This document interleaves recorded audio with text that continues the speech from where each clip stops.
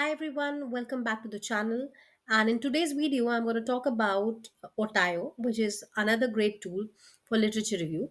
And in this video, I'm going to talk about how you can upload your research papers or web pages or URLs or video links to further read through, get automated summaries, interact with the PDFs, interact with your studies, ask questions, create notes, annotate, and save it for later. So you don't have to really struggle between multiple tools, and you can use this one tool entirely to have your research papers and literature reviews sorted in one place, and you can organize them in folders, and it gives you a great way to manage your research and manage your literature review altogether. So this is Otio's web page.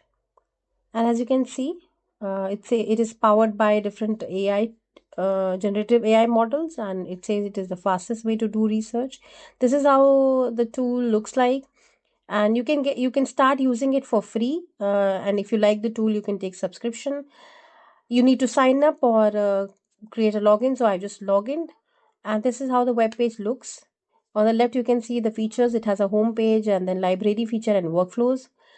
Here it gives you options to choose from the different AI models, that whichever AI model you want to generate response from, you can use that. And then you can even add things from Google Drive, upload files, choose from library. You can upload your entire library. You can add some URL web pages, video links, and chat with them. And it also gives you this deep research feature where you can simply just click it and do for a deep research from the resources that you have added. And lastly, save your research in these folders and keep them organized here. Now for today's example, I'm going to do find few relevant studies on the role of AI in prediction and diagnosis and treatment of colorectal cancer. So I searched the web and I found these studies which are there.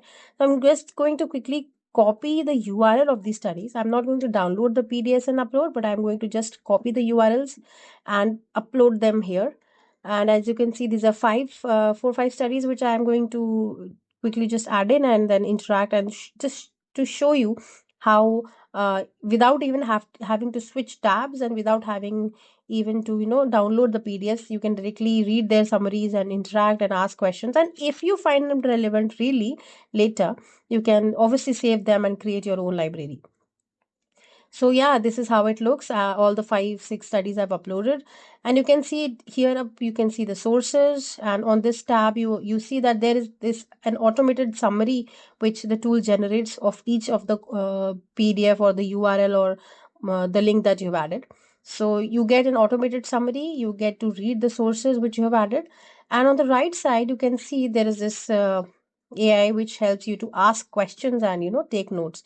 So I'm going to ask about what are the key findings from this study and altogether. So in seconds, the AI, I have chosen ChatGPT 4 for now. You can anyways use Claude or whatever you like.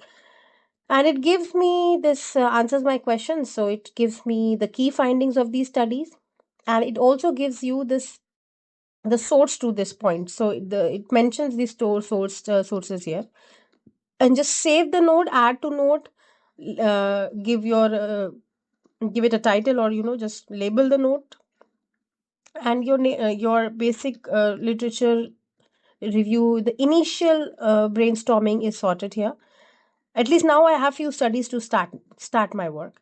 Gradually, obviously, I'm going to interact more. I can ask more questions, dive deeper, go on reading the summaries and verifying what AI is generating, whether it is actually there in that paper or not. So it is a long work which I'm going to do later. But for now, I feel that it is a quick way to filter those papers and see and what it says, and actually also help. This can also help you find the research gap and see what all studies are doing and probably find what is missing. So yeah, I've just done another quick question, and it is the note I've created added to. Now here, it not only helps you to take notes, but you can also edit your note and uh, make them right here. So using the AI feature, you can choose from options like whether you want to the tool to explain the text to you or summarize it for you, or what it has generated if you want to make it shorter or longer, or suppose you've written anything and you wanted to fix grammar or improve the quality, the clarity of it.